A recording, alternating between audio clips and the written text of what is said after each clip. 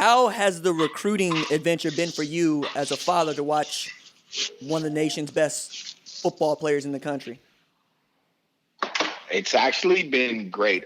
A breath of fresh air. Just being around Raesjon since, he was 4 and 5 years old. It's pretty cool to see him, continue to work his butt off from the time he was able to catch and throw a football to now. It's pretty cool. The recruiting process is different. It's a lot different when you're actually on the inside and not on the outside looking in. It's stressful. It's not easy. But again, I enjoy it. And then, having Raesjon and Ramir both, Raesjon being a top 50 player, and then having Ramir, an up and coming, soon to be, top 50 player. I enjoy it. My wife and I, we enjoy it. We're very happy. Very proud of our boys. We're super blessed, beyond blessed. Well, let me get into that then. It seems like there are two choices that y'all are still considering. What is it that you as a parent are looking for when trying to place Raesjon or Ramir at one of the best college football programs in the country? Actually, he still has 5 choices. Okay, all right. Yeah, he still has 5 choices. It's not down to 2. We're just looking for what those schools have to offer. Raesjon. What is their plan for Raesjon? When they get him there, how are you going to use Raesjon in whichever defense it is? I know talking with Coach Pelini when he was at LSU, he was actually going to use Raesjon in quite a few places. He was going to let Raesjon rush the edge. He was going to let Raesjon play the mic, the wheel, maybe even some strong safety. Because of his ability to play in space and to cover. For an example, for Oregon, I believe it's their wheel position. He would play at Oregon. And then it's rover position for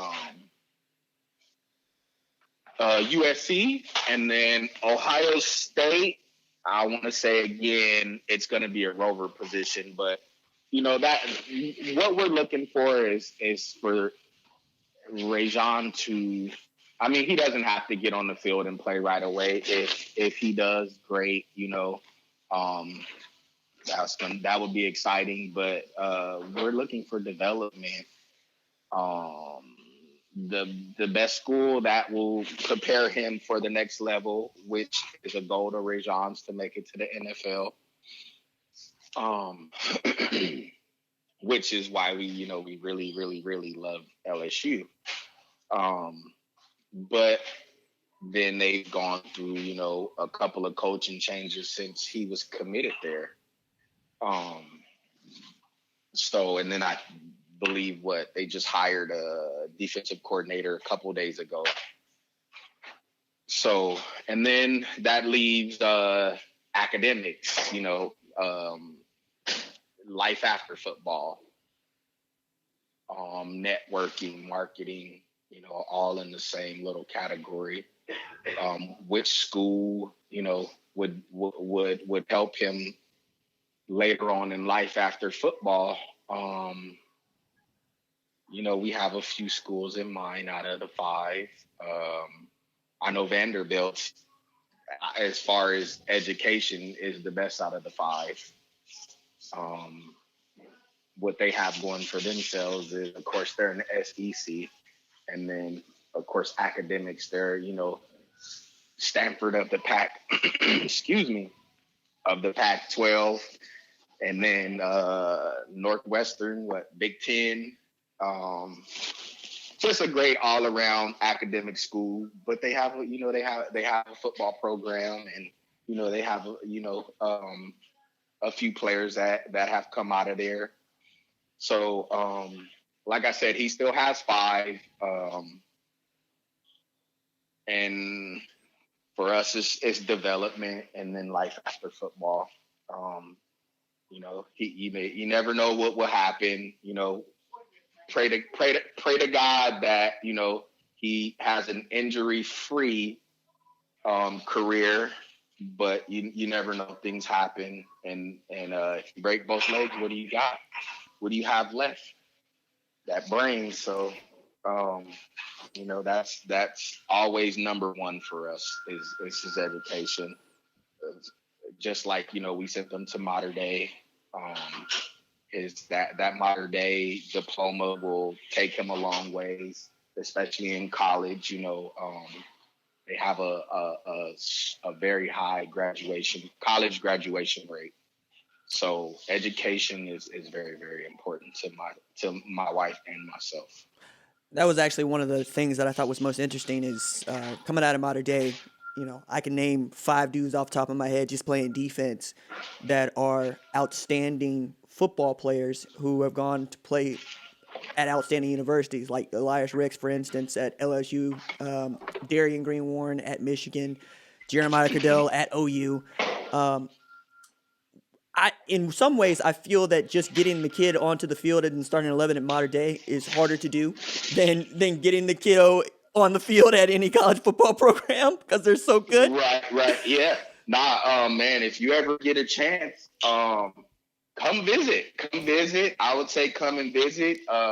Mater Dei it's ran like college. Mm-hmm. I promise you that. When you talk to college coaches, if they have a kid on their team from Mater Dei, they always, it's always positive. It's, they always have, great things to say. Like, I'm never worried about my Mater Dei guys as far as the classroom and as far as football goes. So, it is actually really cool to hear that from college coaches. So, I would recommend you come and visit, check it out. You would love it. I'm sure, and you are not the first parent to tell me as much, so that means I need to get on my horse and get down there to Santa Ana. The question I thought was most interesting, at least from a recruiting standpoint, was how hard were y'all being recruited after he was committed to LSU? That's funny. That's funny. That's a good question, and it's funny that you asked that. So, thinking when a kid commits to a school that recruiting will go away. Other teams will not call, and recruiting will be it'll go boring and dead once you commit. But I swear, I want to say probably the day after he committed to LSU, his phone went crazy. We thought it was going to slow down. It got worse because, teams seen, he was willing to leave. And traveling for Raesjon has never been a problem or an issue, him leaving to go, somewhere to college, as long as it makes sense for him, as long as it's going to work out for him. So, I mean, and the phone still rings nonstop, whether I know he decommitted, but still, we're pushing LSU just like we're pushing Ohio State, USC, Oregon, and Vanderbilt. They're all neck and neck, all good programs for their very own reasons. So like I said, recruiting has been crazy. His phone rings, sometimes he's like, Dad, I don't want to talk. Can you call him? Or and I'm like, okay, I'll handle it. I'll talk to him. So most of the time, Dad's talking to him because he's just like over it. No, and I get that. Like, I tell folks the story about Billy Sims all the time, way back in the the 70s, when his grandma Hmm.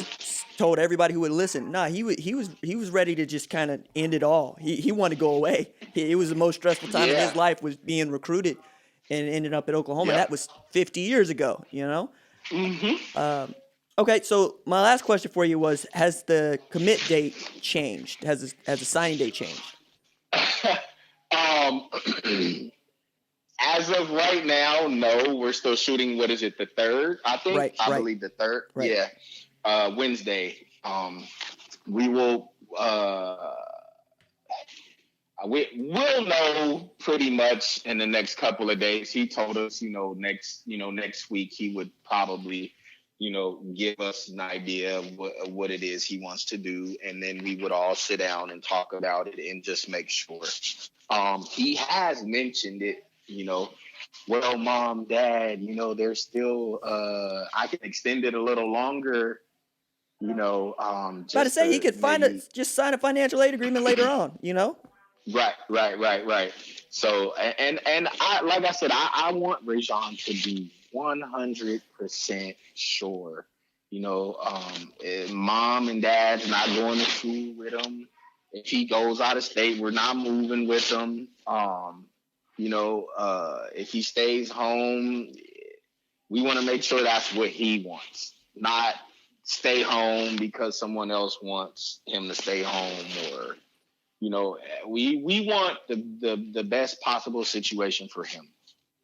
Whether that's staying home or leaving is up to Raesjon, and that's what I tell coaches. I go, Coach, you could. We would love you. We love you guys recruiting us, but we also have to make sure that Raesjon's happy with his decision and whatever school he picks. Mom has a lot to do with his decision, though, because he's Mama's boy.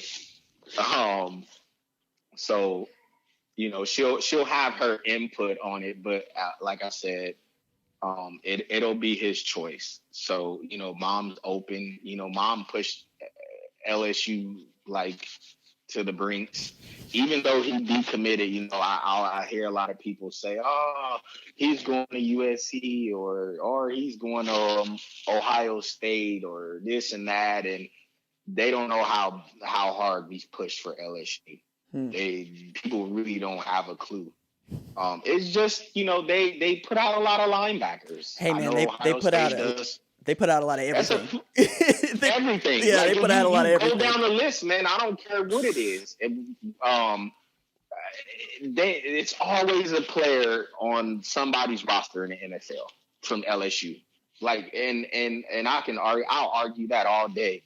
Like whether it was just, I mean, how many teams put what was it, 14 players in the draft last year?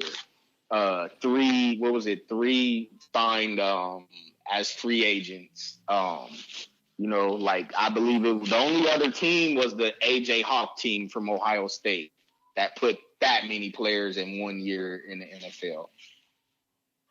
So like, it wasn't about them winning the national championship. He committed before they even won. And we weren't riding a wave. If we were riding a wave, I mean, there's some other schools we could have went and visited and maybe gotten the offer, but that wasn't the reason. It just he fit the defense, the Dave Aranda defense. He fit it well. And Coach Aranda wanted to use him in many different ways, just like Mater Dei uses them in many different ways. So that was one of the reasons why we pushed LSU, but he just, he's just not feeling the uncertainty. We still don't know. Like, there's still maybe sanctions coming. So, as a child watching college football and wanting to play college football, you want to go to the bowl games. Well, it may not be any bowl games coming, like we don't know. Then here it is now. We have a new defensive coordinator, and he doesn't even know Raesjon. You know what I mean? And then today, or what was it? Today or yesterday, they just got a new linebacker coach, which, you know, we really close to Coach Osborne and Coach Shep, which Coach Shep looks like he's going to go to the Detroit Lions and coach. So those are really close relationships that we have with LSU. Well, I mean, and it's interesting you bring that up because, like, with Durante Jones coming from the Vikings, having something like a Louisiana background, but no background with Raesjon, and then Blake Baker, right, who was the defensive coordinator at Miami, right? Miami, right, being the linebackers coach. The relationships you can't build in 4 or 5 days, and I think most people would understand that. Yeah, no, right. Well, yeah. Most people would understand it, but then you kind of get some people who, you know, at the end of the day, they think, oh no, he'll never go there. And you know, like this. I wanted to talk with you about these things, but I'm also going to say this out loud, and I want to say this on tape so that people understand. This is the most leverage that a kiddo is ever going to have in this process, period. Exactly. Man, 100%. And people don't understand that. It's like, oh, we'll just pick our team, or, you know, or if he doesn't pick your team, oh, he's trolling, or he just wasn't ready to play in the SEC, or, you know, just all kind of craziness. Like, these are 17 and 18-year-old kids making a lifelong decision that most people don't get. Right. No. And so it's crazy, man. I laugh. I laugh at some of these people. Well, I mean, and, you know, like, from my standpoint, I always tell people I go through recruiting 250 times a year. Most people get to go through it one time if they're lucky, if they have the right kid at the right time. And one of the things I've always been passionate about is I want the kid to be happy. I want them to go where they're going to have a good time. Man. Right? You know, I don't care where you go. Just make sure that you're having a good time when you get there. Exactly. So, like, you know, just on a trip where he went to Ohio State. I mean, he had a ball with the players. We didn't meet any coaches. We didn't get to talk to no coaches. We didn't do nothing with a coach. It was basically him going out there. We walked, you know, the campus, my wife, my brother-in-law, myself, and Raesjon. And, you know, he was in contact with the kids who, you know, incoming freshmen in his class. So, you know, he just hung out with them for the 2 days that we were there. And, I mean, he had a great time, man. Those are some great kids that Ohio State has that they signed, man. That incoming freshman group of kids, as far as man, they got some really good character kids. Shout out to their parents, man. Those are some really good kids. Really good kids. A group of kids I would love for Raesjon to play with, you know? I mean, Coach Day is doing a really good job as far as character kid, you know, recruiting character kids. Nah, man, and that was one of the things that he made a point of stressing earlier this month, because we're recording this a few days before signing day. But, like, he had said, look, I feel good about our roster. We did a very good job. Like, we don't have a whole lot of spots left, and that's the way that we want it. Don't know that we need to go into the portal to get some things, because they got a really outstanding core group of kiddos. And I agree with you. That 21 class is very cool, and I enjoy getting to know a bunch of those dudes. Yep. Yeah, man. That was a breath of fresh air to meet that group of kids and go, wow, like a humble group, really a tight group. I see, you know, about the Ohio State brotherhood that they talk about, that meeting those group of kids, man, that made you understand why they are the way they are. You know, so yeah. No. And we really enjoyed that part, and it was, like I said, it wasn't for us, it was for him. He just wanted us to be there with him. The first time he was there with his 7-on-7 team. premium, and they went and visited, and that was right before COVID hit. So he got to meet Coach Day. It's unfortunate my wife and I haven't, but like I said, we talked to Coach Al. We love Coach Al. Coach Al is an awesome coach, an awesome recruiter. Somebody we would love for Raesjon to be coached by. But again, that's up to Raesjon. Well, Miss Davis, I so appreciate your time, and I appreciate you taking time to talk with me and give some people some insight into the process and how things are going with y'all. Anytime, RJ. I appreciate you for calling, man. That's pretty cool. I watch your show a lot. So, that's awesome, man. I thank you for calling.